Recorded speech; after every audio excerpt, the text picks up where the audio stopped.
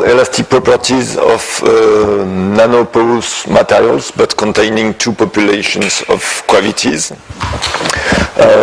In fact, so I'm doing the presentation, but the work was really done naturally by the PhD student, Xavier Haller.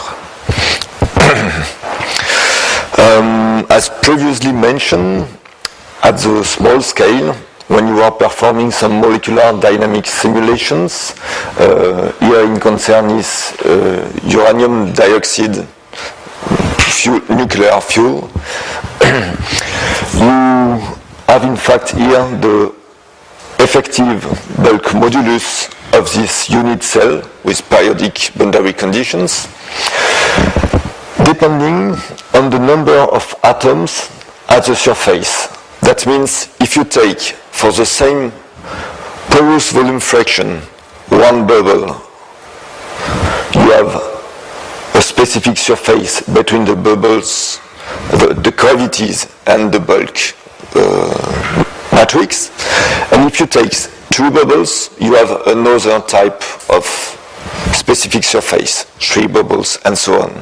And here you can see that when you increase the number of bubbles, B for bubbles, in fact you decrease the size of each cavities and you increase the bulk modulus, and you can reach overall elastic properties larger than the pure matrix 1. Okay, the difficulties is to take into account the interface region in which the states of the atoms is slightly modified. You have in fact two different ways to take into account this surface effect. The first one is to model the interface region as a strict interface, I mean with zero thickness. Or you have another possibility to treat interface as an interface with a thickness that tends to zero, and you hope that there is at the end some non-vanishing terms in the equations. Okay, we prefer here to use an interface region approach. So you have an equilibrium equation called generalized Young-Laplace equations. In fact, you have the surface divergence, a jump, a discontinuity in the stress field, a continuity in the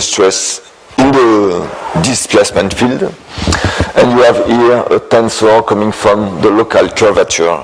In fact, this equation is often used without any care, but it means that you have a thin layer with no resistance in flexion when no surface tension is applied. And you have a constitutive law with a pre-surface tension, and here this is a kind of surface Hooke's tensor, written with in transverse isotropy with a bulk modulus, a surface bulk modulus, and a surface shear modulus. And N is a normal to the interface between the cavity and the matrix.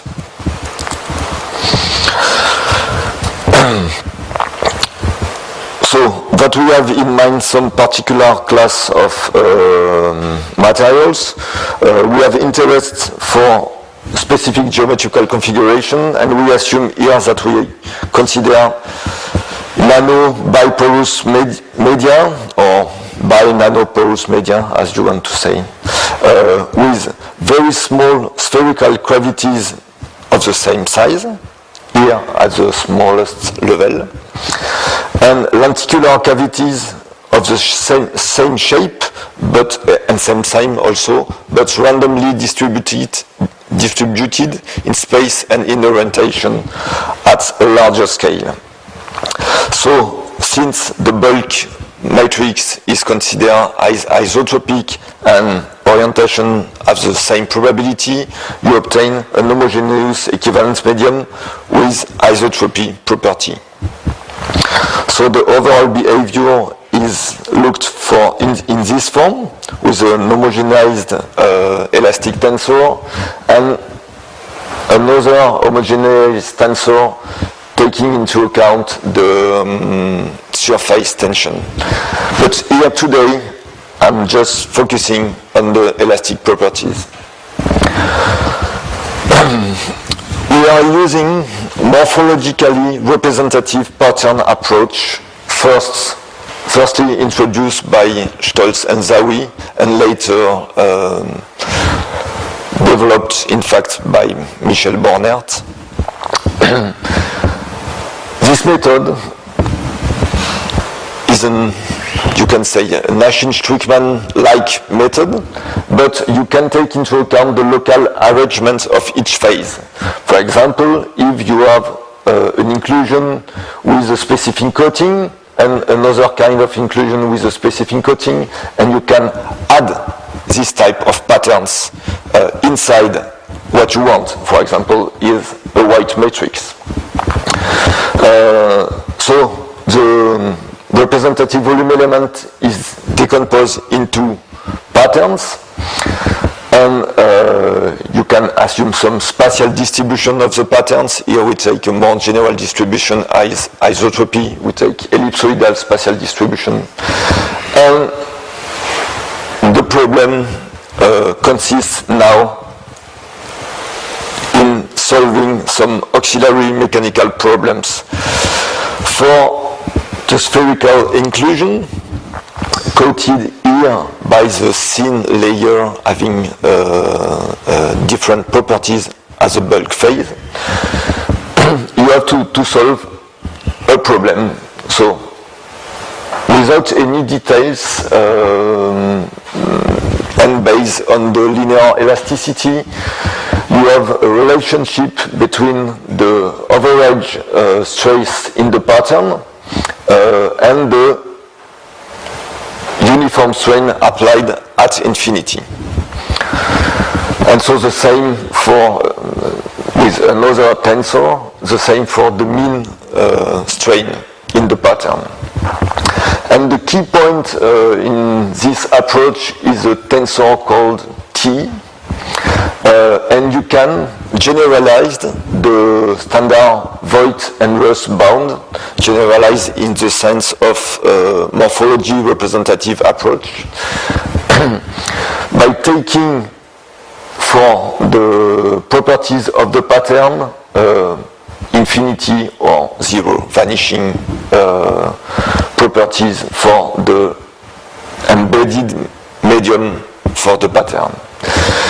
And taking for the C0 the property of the matrix of the bulk phase, you obtain a generalized Mori-Tanaka estimate.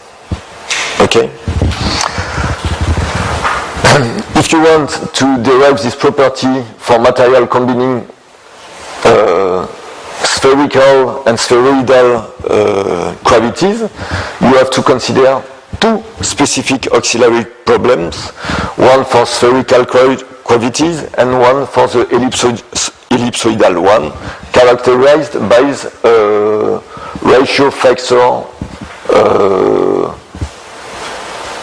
larger than 1 if you are considering prolat, and lower than 1 if you are considering oblat or lenticular shape. So the two auxiliary problems are here, one for spherical configuration and one for the spheroidal.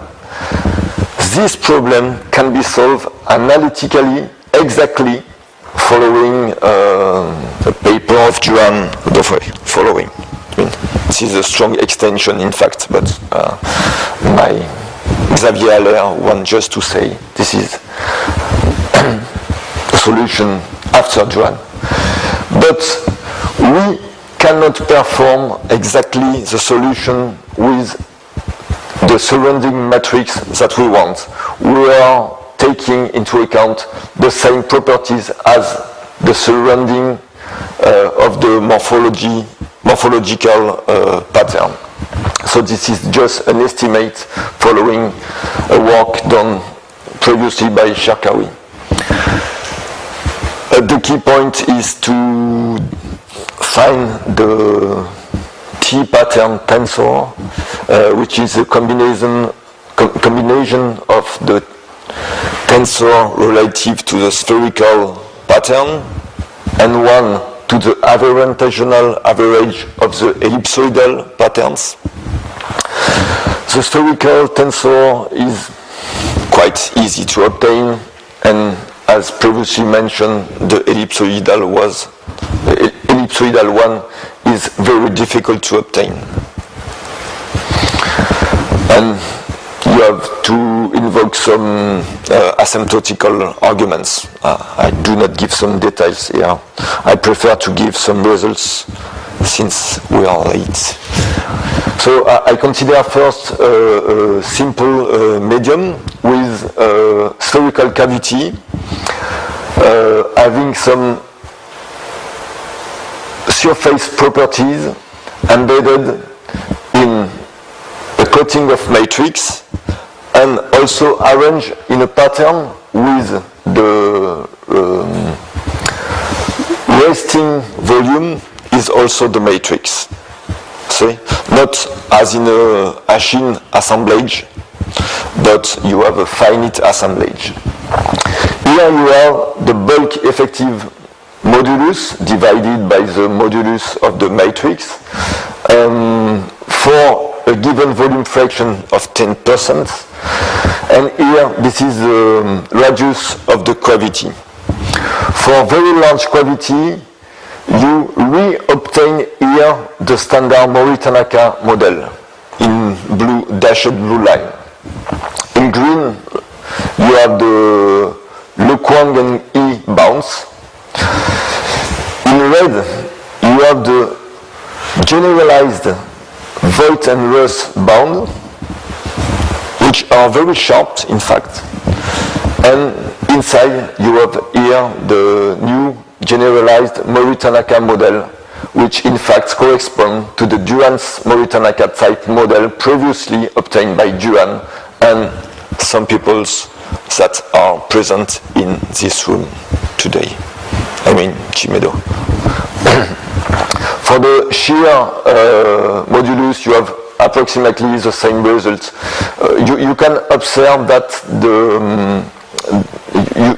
here, this is a property of the matrix, and when you reach some bubbles having a radius lower than few microns, nanometers, excuse me, you obtain an overall property larger than the matrix one, sometimes much larger. Okay, the same for prolat and oblat cavities. So here you have the ratio aspect, the bulk properties, the shear properties. In dashed line, you have the standard Ponte Castaneda-Willis estimate that you can re-obtain when the bubble, the size of the bubble tends to infinity, that you have no size effect. But when you have size effect, you can be stiffer than the matrix and having very strange behavior passing from oblat to prolat. That means the vanishing aspect that you have for oblat is not always obtained. This is a strange result. And here for the shear modulus, you can inverse the tendence. And you can mix spherical inclusion and spheroidal inclusion, and here you have the total porosity, the bulk modulus, so the overall bulk modulus, if you take only only spherical cavities is decreasing with the porosity. If you take only spheroidal, here, and spherical in blue cavities, you have decreasing, and making a mixing, you can have all intermediate behaviors. And same for shear modulus. So this is a very general framework that allows to derive generalized Mori-Tanaka model for nanoporous materials containing ellipsoidal voids with ellipsoidal spatial distribution, not only isotropic but even ellipsoidal distribution. So you can investigate the effect of some void size distribution, some effects of local orientation, distribution if your cavity are not spherical, and other kind of heterogeneities. Okay, thank you for your attention. I think.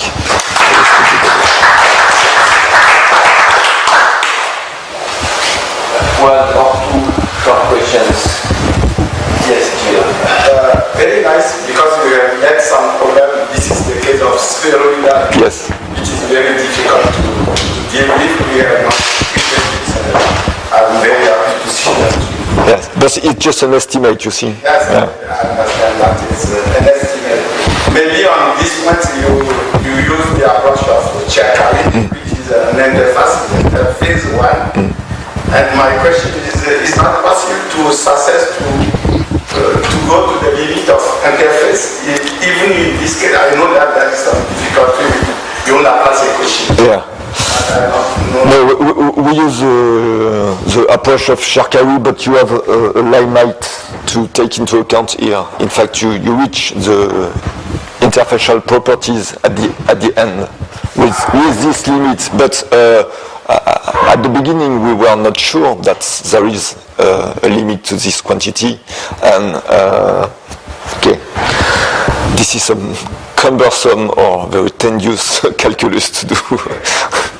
Just in the case of spherical case, we succeed to demonstrate that dual result is an artistic one bound. Yes, but this is. It can be interesting to show if this is the Ponte-Castaner release or not. Exactly. The other thing is that now if we want to validate this result, try with experiments about molecular dynamics, it's something very strange because from molecular dynamics, the surface properties can be negative. Yeah. Positive. Yeah. This one is positive as in mine. Yeah. Okay. Comment on this point? This is a current work. We have some partial results. We do not use molecular dynamics because you are outside the continuum modeling. Okay, we prefer to use some finite element modeling, incorporating some specific behavior around the cavities.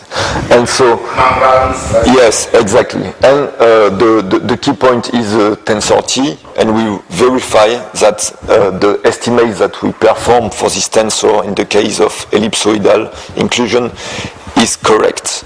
Okay, we can say that few percent it's okay.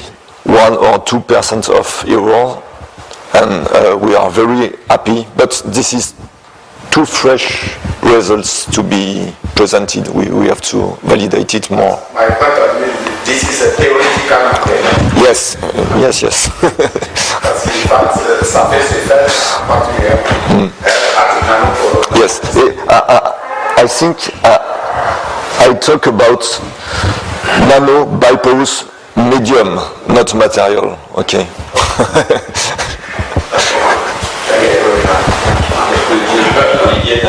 Yeah, so question. Can you come back to generalize the Young-Laplace equation? Yes. So, okay, this is sigma S is membrane stress. Yes. Membrane. So it's 2D. Yes. Okay. And the divergence is divergence on the surface. Okay. Yes. And okay. So it's a membrane theory. So KS and US are not modulus they are surface modulus. Yes, Okay? Sorry, can you repeat? KS and VS. Yeah, of course. this is surface moduli. Yeah, of course. I cannot resist. You need, for describing these interfaces, second gradient fluids or materials. This is well known. Otherwise, all this frame is not self-consistent. I will give you reference. Yes, but I know that. But as I mentioned, this equation is from an approximation. Which approximation is it? This is, I don't know the word in English. In French, can I say it? Voile. Voile. Say, yeah, because you neglect. Sail also? Yeah, this is, this is membrane without flexion when no tension is applied. Yeah. If not, there is the bending which should be added Yes. to the normal components. Or higher gradients. Okay, that's why I asked the question. So the possibility will be to discuss on this equation, and we can improve adding bending in shape theory. For instance, it goes strand theory, or we can say This equation is not self-consistent because you are missing terms. You cannot have that something goes to infinity for giving you sigma s and something else is zero. no. Okay, That's true. You can solve it. It's closed. Problem is closed. Yeah. With elastic behavior is closed. It's well closed. You can solve it, but you neglect the bending. Yes. So it's an approximation of a gradient-based model. This is the built-in non-elastic theory. But maybe Exactly. we can think about adding the bending and to see what You can improve the accuracy of But so we can, okay. yes, but to solve this problem, it will be very complicated.